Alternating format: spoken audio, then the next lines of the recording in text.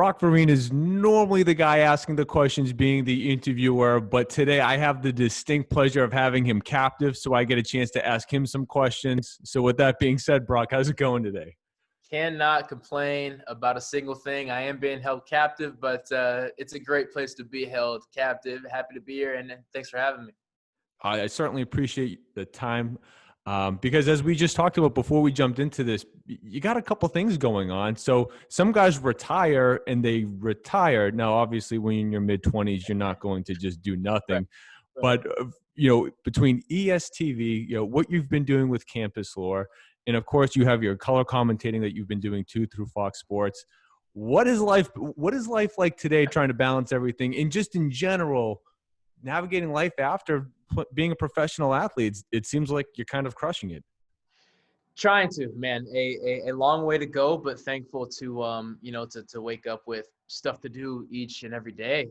So when I realized it was time to stop playing and move on, I told myself I'm going to take a year of nothing. I'm going to visit my brother in New York. I went there and lived with him for a while. Jersey, technically, but right across the water, and a bunch of college buddies ended up in New York. So I was ping ponging back and forth there all day.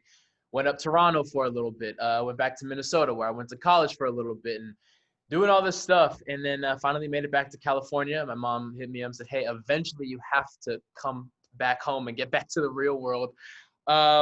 And I knew I wanted to go into broadcasting. My last year of college, I was able to intern during that summer break before senior year at NFL Network. And I knew I wanted maybe to go into broadcasting, but after that internship, I was like, oh, no, I definitely want to do this when it's all said and done. So I finish up and I'm back home, sitting around California. And again, this is halfway through my year of nothing. And I got a phone call from a family friend who was working at Fox Sports covering Fox Sports Prep Zone is the full name, covering high school games out in the area. The area being Southern California, Orange County, up to LA County and beyond. And he said, "Hey, I knew you want to get into broadcasting, and this upcoming year, do you want to just be the fill-in guy? You can get some reps when someone gets sick or family issues or something happens. You can hop in, but mainly just kind of like a job shadow situation." I said, "Sure, that sounds awesome." I got a call 2 weeks later, and it said, "Hey, a color commentator has a family issue coming up. We need you for the full season, and the game is in 4 days." So that was my intro into color commentating. It was a disaster because it should be. The first time you do something, I don't know how well you know football. First time you do something, it's terrible. But that's how I ended up doing that. Just right place, right time, chicken with your head cut off. Fast forward a couple years, and a very good friend who I did media training with, who came from NFL Network, said, "Hey, are you into video games? You know a lot about this esports stuff?" I said, "Absolutely." He said, "Well, there's an esports network that's getting the ball rolling a little bit. Do you want to be involved?" We met up at California Pizza Kitchen on the drive home. I called my brother, and fast forward a couple months, me and my brother and Amon Green, who has essentially become family at this point, ventured in with Mark Watts and Eric Yoon, who's the CEO, and that's how ESTV got started. And the Campuslore thing I kind of goes in the realm of broadcasting. And right place, right time, was fortunate enough for them to reach out and say, "Hey, we got NFL guys who want to tell college stories. The NCAA isn't the most lenient with guys while in college telling their story. Right. This is something you want to do?" I said, "Absolutely." And fast forward, I think we're 3.5 years, maybe 4 years removed from the NFL now. It feels like yesterday that I was sitting in Toronto figuring out what the heck I was going to do. And here we are. And it has been an absolute blast. It sounds so serendipitous when you rattle off what the last couple of years have been like. Yeah. But more than that, it just sort of, were you thinking about, while being an athlete, paving some of these roads, or did it really just kind of come together as beautifully as it did almost by chance? I got incredibly fortunate having an older brother who had taken the same path that I ended up taking so many years in advance. Because of that, I had seen as a college sophomore him going into the draft, preparing for the combine, and inevitably landing on the Patriots, and therefore meeting a lot of his Patriots teammates at the time who became friends of my own.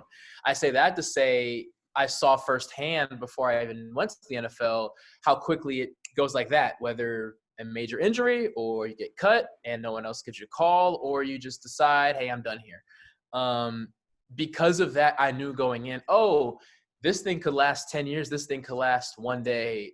I need to know what I want to do afterward. So I got incredibly fortunate. That being said, there's a lot of guys who have no idea what they want to do. And like I said, I knew I wanted to get into broadcasting, but I was going to take a year. Thankfully, it didn't have to be a year. It more or less came to me. But what I tell guys all the time, very close with the guys who came out of the University of Minnesota, who is thankfully produced NFL talent year after year now. And I tell them now, if you are waiting to retire to decide what you want to do, the window's closed. It's too late. So short answer, yes, absolutely. I knew what I wanted to do. The timing I didn't have down, but I knew exactly what I wanted to do. It's kind of funny, the order of operations of, it starts with color commentating, then the campus lore stuff comes into play, then so far, what have you found the most challenging? Being a pure interviewer, doing more of the esports coverage, or just the color commentating? I mean, not that I want you to pick a favorite one of your children, but what was the most challenging? The most challenging is golf. For some reason, I decided to invest in that expensive habit that has had no return of benefit of any kind. But as far as employment goes, I would say ESTV, because from the campus lore standpoint, there's always this relatability of Derrick Henry, I never had your success. No, Alvin Kamara, I never had your success. But I know what an NFL locker room is like. I know what playing in front of a big college crowd is like. And there's at least that inkling of relatability for Fox Sports and broadcasting the high school games out here. High school was a long time ago, but I remember the feelings of being 17 and playing in a big-time game in front of 3,000 people. Wow, this is the biggest crowd I've ever seen, and that energy still lives within you forever. And thankfully, I happen to know some X's and O's about the game of football. But ESTV, what makes it so unique is esports is a new thing on from a popularity standpoint, right? South Korea has been cranking out esports for decades now. Video games by all means have been popular for a while, but the conversation of esports being on ESPN, having Drake and Quavo being involved, like that is a newer thing. So that brings the challenges of there's no blueprint, right? If you're a defensive back, I can put on film of Deion Sanders. You're a receiver, I can put on film of Julio Jones, right? There's no blueprint for esports yet because it's such a new thing. I like to say it's the Wild West right now. You're throwing stuff at a wall, seeing what sticks. That doesn't work. That was a waste of money. Let's try this. Oh, this is kind of work. Let's lean into that. And it's exciting because there is that freedom, that creativity of we're just going to try this because we don't know if it'll work. And everyone collectively agreeing, no one knows what's going to work, so let's just try it out. So it's fun, but it's also very challenging that way. Now, I could be completely off, and this could be a stretch, right? But when you say that it's challenging, you're throwing things at the wall, see if they stick. You're kind of in a mode where you're ready to pivot in case you have to. When you think back to being an athlete, whether it's going from corner to safety, or it's your second year of college and your coach changes, or hey, I'm in a new locker room this week. How much of you having to do that for a career, in a sense, before you started doing this, prepared you for this? Is it correlated at all? You are really, really good, man. It is everything from the stuff with Campus Lore to Fox Sports to ESTV. That is everything. I cannot stress that enough. If to any former athlete, the most valuable skill you have is you've been in a locker room with 119. If you play college football, you got 120 something guys on the team. You've been in a locker room with 119 guys, all from different places, and you found a way to work with all of them. That is an invaluable skill that very, very few people have. To have a meeting with in an esports gaming team from LA or New York or South Korea or Texas, to be able to immediately relate and work with someone who is from a different part of the world, who has a different background, a different culture from you, is an invaluable skill. And I'm thankful that the NFL and college football has brought me that.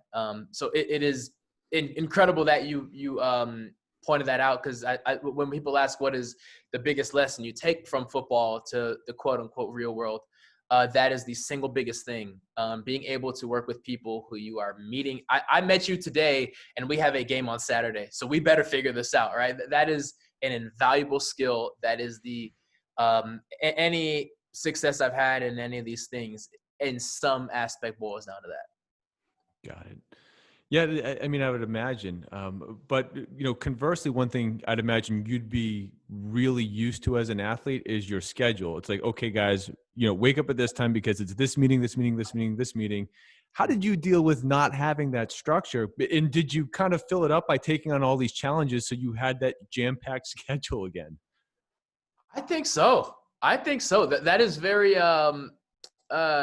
psycho subconscious analysis of you, but I really do think so. And I'm kind of just now realizing it, because going back to that, year of nothing, which ended up being 100-ish days of nothing. I would wake up in the morning. Obviously, it's impossible to sleep in, because for the last 7 years at that point, had been waking up at 5:30 in the morning every day. Sleeping, I'm just laying there staring at the ceiling thinking, what am I going to do today? I can't call up my friends because they have jobs and it's Tuesday. There's nothing to do. I could watch movies. I watched every movie, every show.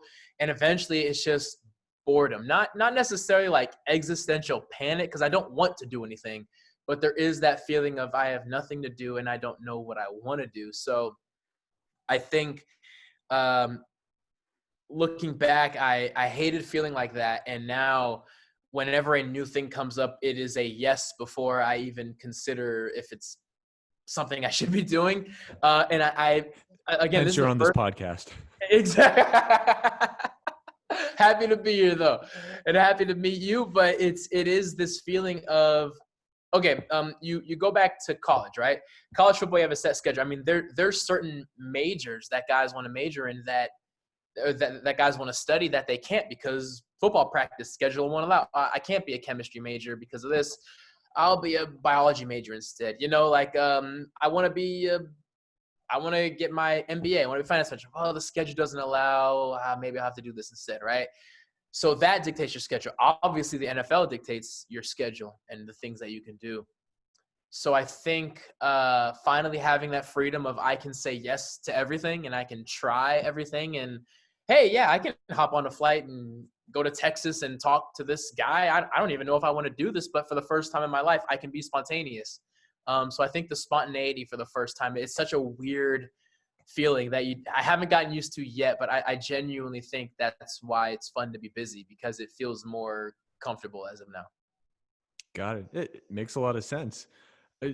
But you did mention earlier that Shane, obviously being your big brother, had the chance to walk this path before you did, and sort of allowed you to sort of peek in, see what it was all about, maybe avoid some pitfalls, or learn from it in any way. So if you kind of had a mentor in him, and then the friends you made through him, were there any coaches, anyone else in particular that you felt you could really credit toward helping you just develop as a professional? Without question. Wow. Jay Sawvell was my second DB coach at the University of Minnesota. A coach, Ronnie Lee, who was incredible, brought me in. Then my sophomore through senior year were with Jay Sawvell, who came in. And the textbook, when you watch a Disney Channel movie or a Nickelodeon movie, you have that mean coach who's screaming, but the innocent child learns that it's actually that he loves him, and you grow out of that. That is who he is. If you were just a bystander watching practice, you think, does this guy even like these kids? Like, does he like football? But you look back and you realize, like, no, if he didn't care, he wouldn't say anything when you messed up, right? There were people who mess up and you don't say anything because you're not going to play anyway. Why would I waste my energy, right? He was quintessential in realizing that the world doesn't uh, uh, uh, they don't care about the work you put in. They're only going to see the result, right? You give up a touchdown, those fans are going to boo. They're not going to say, wait, guys, don't boo, because he's actually working really, really hard. And he's in the weight room early and he's watching. Like, no, they don't care about that. Did you make the play or did you not?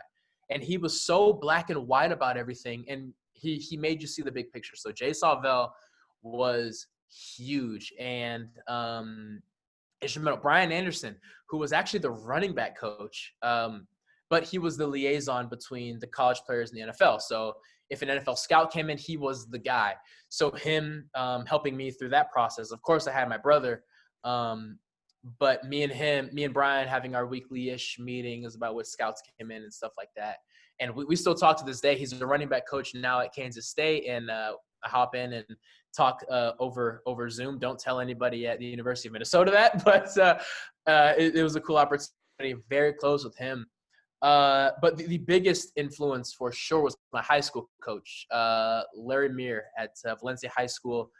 I don't know what records there are for a high school coach to set, but he has to be on pace to break them. Incredible is him and his wife, who coaches women's basketball at UCLA, have been instrumental. They are family. They are family. I don't make it to college without him. I'm not an NFL draft pick without him. I'm not having any success without him and his wife's influence. And to this day, can call him up at 1 a.m. on a Wednesday and he would answer. And has been an incredible influence on my life. Yeah, it's really amazing how much when you're younger, to have that early coach, that early influence to really maybe instill belief in you and give you direction before you had any clue. And then just in general too, I feel like maybe it's those the positional coaches, that are more like the frontline manager that really help you get your act together. So while I 100% appreciate the credit to those coaches, when you look at then maybe the CEOs of the organization, so when you now think of the little bit of time that you had with Coach Belichick and Coach Reed, but even Coach, I mean, you can go down the line, Zimmer, John Fox, Mark Trestman. You had a little taste of a couple different ones. Yeah. Certain things that you take from any of them as to like how to overall sort of instill the culture or find success in any way? Yeah, it is fascinating you say that, because all those coaches have different styles. I'd imagine styles. very. Very different styles. Yeah, Trestman was a very subversive isn't the word. He was very, let this situation play out, and then I will address it calmly afterward. But I'm going to let it play out and let you make this mistake, and let it play out, right? Whereas a Sean Fox was, hey, I see what you're about to do. Don't do it. It's like, oh, okay. That's another way of teaching more so. And John Fox was a very, if you put him in pads, you would think that he's a player, and his relation to how he interacted with his guys, right? Trestman was kind of in the shadows, seeing the big picture of things. John Fox was in the mix of it, making jokes with guys, doing this. Belichick, obviously, such a unique guy. What I learned from him was that, similar to the stories of Greg Popovich, why people respect him is because he was hardest on Tim Duncan. Belichick was the hardest on the foundations of the team, on Devin McCourty, on Brady, on Edelman, right? Like, he was so hard on them. And as whether you're a rookie, whether you're a 15-year vet who's, a free agent who signs with them, you automatically acknowledge, wow, if he's coming after the guys making plays every single Sunday like this, how can I complain about anything? I need to be up to that level too, because in the pursuit of perfection, you realize there's no perfection, because Tom Brady's getting yelled at right now, right? The best quarterback of all time is getting yelled at. There is no perfection, but you pursue it anyway. That is the biggest thing that Belichick teaches guys. But yeah, I've had a tremendously diverse range of coaches from college and the NFL. And yeah, the biggest thing is that there's no one way to lead. There's no one way to lead. It's assessing the guys in the room. What is the best way to lead this group to success? That's what I need to do as the CEO or as the head coach. That's awesome. But who would you say at the end of the day, whose style resonated most with your own, personal? Oh, wow, that's great. That is great. I would have to say, that is really, really good. I would have to say Belichick, because your style as the CEO, the head coach, your assistant coaches naturally take some of that, right? They're not trying to mimic you, but you're the one calling the shots. You're yelling at me. That's naturally going to influence how I coach the players in my position room, right? And I think of the entire defensive staff, Matt Patricia, who even there being in New England for such a brief moment as I was, it tremendously influenced my life. Had some incredible conversations with him, and just a fantastic guy. And so I think the reason I say Belichick is because I think of the assistants. His son Steve Belichick, tremendous influence on my life. Had some incredible heart-to-hearts with him as well. So because that assistant staff was able to take so much from him, in turn, it would have to be Belichick for sure. That's awesome. I feel like I hit you with a series of very deep questions, which I didn't necessarily. This is like therapy right now, man. This is incredible. This is wild, man. It's awesome. Yeah, you'll get my Venmo bill at the end exactly. of it. It is well deserved. Now, I did want to ask though. Shane just leaves New England before you get a chance to play there, though. Like, what you had to have wanted to have been able to play on the same team as your brother. I mean, did you guys ever talk about that, or what maybe could have been? We always wanted to be on the field at the same time. It's funny. So he went to Cal, I went to Minnesota. The year before I got to Minnesota, Cal played Minnesota, and I missed him by a year, which is so funny. And then the year before I get to New England, he leaves, of course, to New York.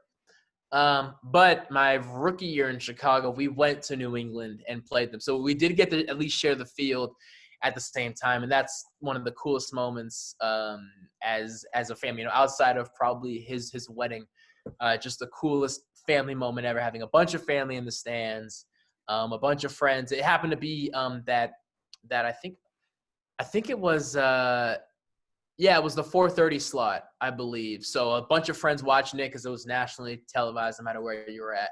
Incredible moment. So yeah, we had an absolute blast being on the field. But just being it was easy to go there. Even though he left, I knew the entire locker room for the most part, because every offseason, guys either go to Scottsdale or they go to LA. Those are the two places that the NFL guys go to train / relax and hang out. So because of that, we had Julian and Gronk over my rookie offseason, playing FIFA and swimming in the pool in the backyard in the house that we rented and stuff like that. So I knew all those guys essentially. And even being in college, the first 3 years, I would go to when I was still playing in Minnesota, I would go to a Patriots game whenever I could, right? After our bowl game, there were still playoffs. They're making playoff runs, Super Bowl runs. So just being around those guys, so it was a very easy transition to being able to look around the locker room and seeing 20 faces that I already knew. Yeah, that had to make it very easy for you. Mm-hmm. Now, Brock, as we get to the end here, though, I did want to ask you, you retired on your own terms, just as things looked like Kansas City were getting a little hairy. Instead of playing this out, who can I play with next? You just said, nope, okay, I'm done. Well, can you just what was the thought process like? Yeah, it's weird. It's one of those things where everyone kind of envisions this what's been known as the Kobe treatment now, right? I'm gonna wake up and I'm gonna say I have 1 year left and I'm gonna make it the best year ever. Or maybe I have 2 years left, or, you know, this elongated plan of I'm going to wake up and I'm going to know exactly how many years I have left. And then one day you wake up and you're like, nah, I think I'm done. And it was such a weird thing. I woke up, we were in the middle of training camp for New England. I woke up, I went to bed just feeling weird. And I woke up the next morning and I was like, I think I'm done. And it was such a strange thing. It's like 5:30 in the morning. I'm about to hop in the car and drive to training camp to practice. We're about halfway through. And I called my mom because I was like, hey, am I losing it right? No, actually, I take that back. I called my brother first. And he's like, oh, he was shocked, but his brotherly instinct snapped in right away. And he's like, if you know, then you know. Like, you don't question something that you know. And it's so funny, a mother's instinct, man, I swear. I call my mom, and she says, yeah, I know. I'm like, what? And she's like, yeah, when you were here in the offseason, you know, me and my brother had rented a place in LA proper. We're from Valencia, which is just north of that. And so naturally, we're at mom and dad's house all the time. And she's like, no, she's telling me I knew. She knew before I knew, because she's a mom and that's what they do. And you know, she was not cautious, but she was worried because her son is going through something. But I would never forget telling her and expecting like a long lecture and her just saying, I know, I've known for a while now.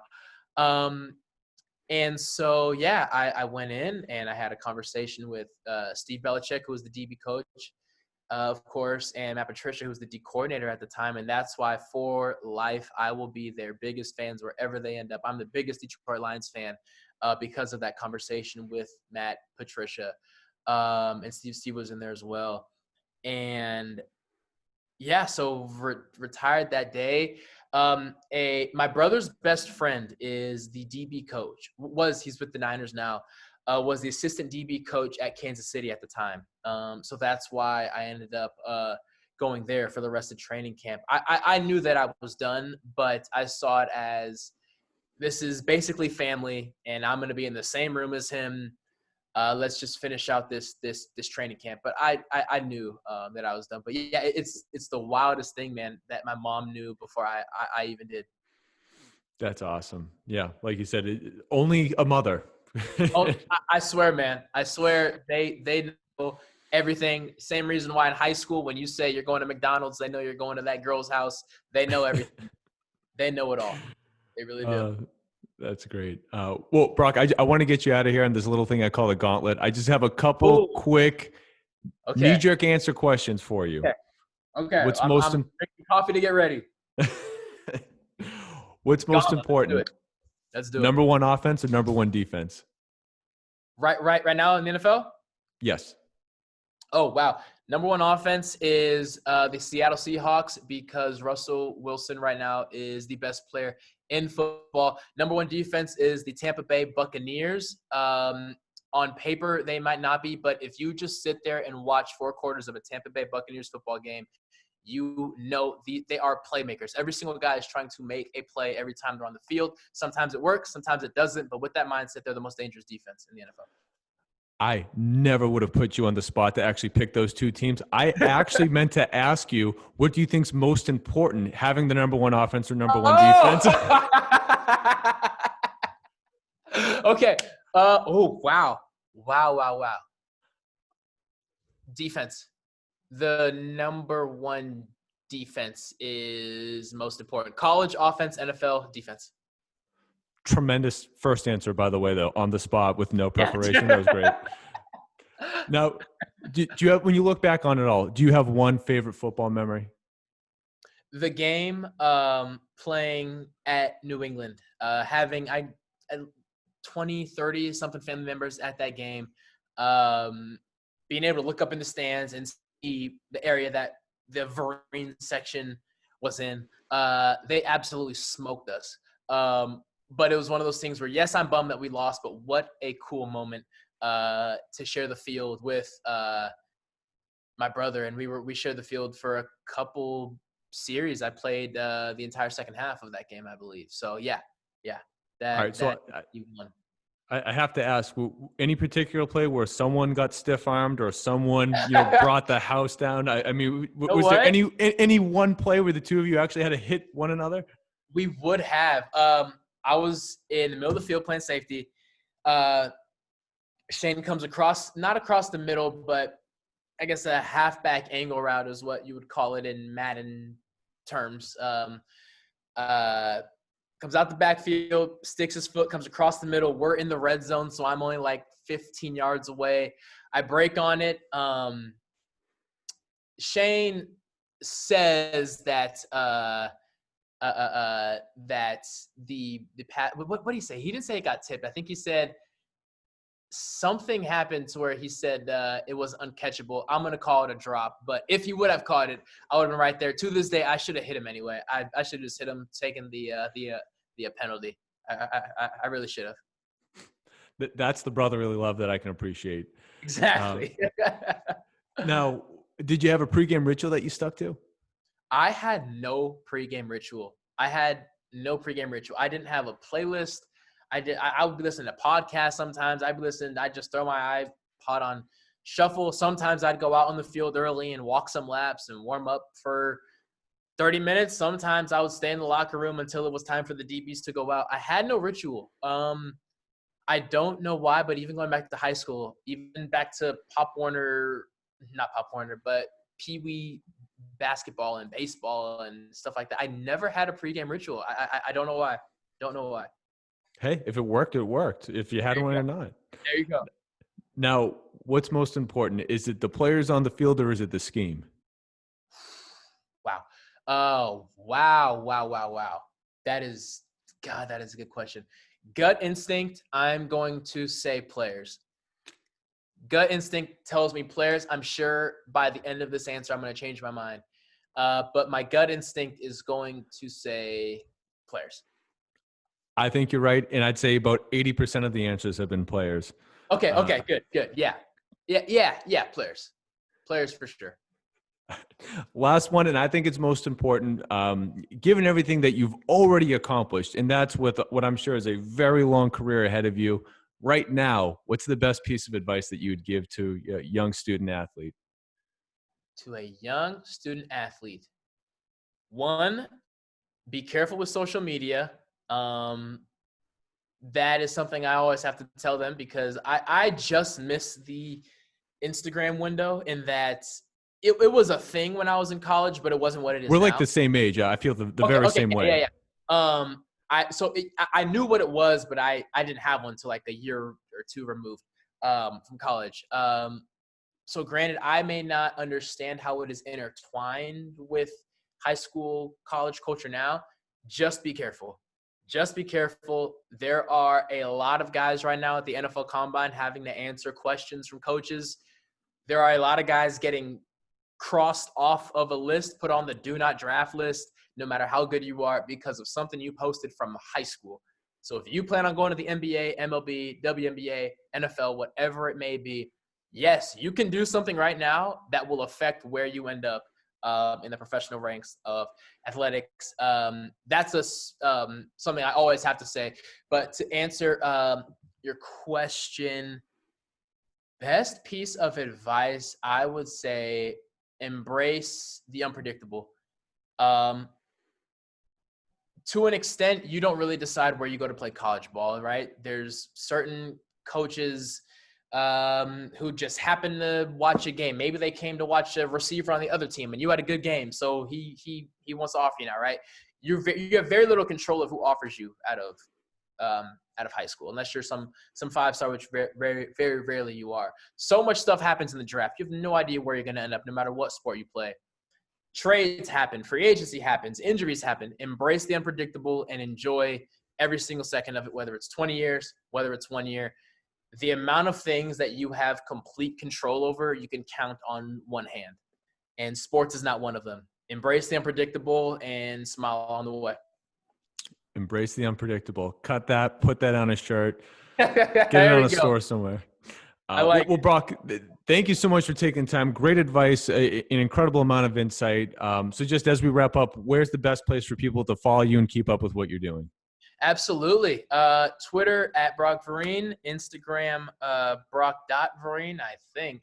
ESTV, Esports Television, if that is up your alley, even if it's not up your alley, look it up. We're on Roku channel, Roku app, Samsung TV Plus, Vizio, Simul TV, Amazon Fire Stick, whatever OTT platform you have, we're there. ESTV, Esports Television, and a lot of NFL alumni have a part in it, which is awesome. We work with the NFL Alumni Association, which is awesome.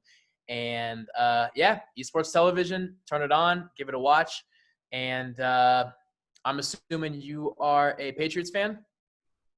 I dabble.